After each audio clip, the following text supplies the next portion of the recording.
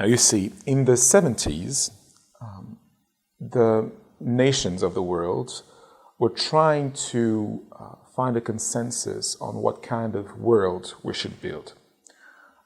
And those were the days just before the oil crisis of 1972, when we came to the understanding that economic development had to have some limits and some ethics to it.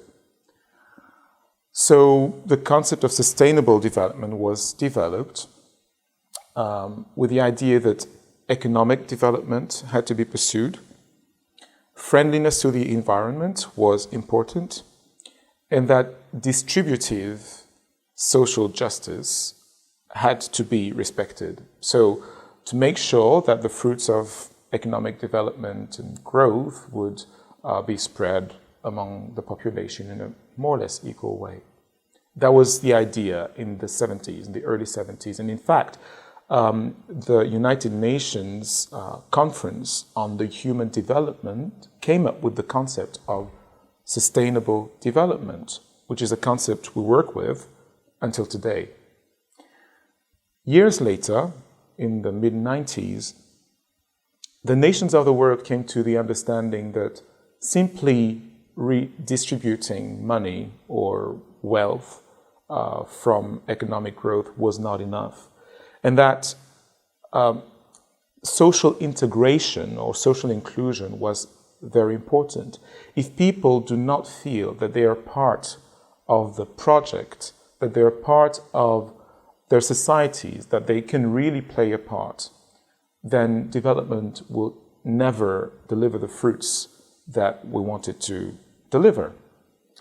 And central to this idea of social inclusion, social integration, is the role of civil society, associations, religious institutions, all sorts of clubs and groups in society playing their role. And even more central to that is the freedom that all of us should have to express our longings, our desires, our visions for the future, our opinion.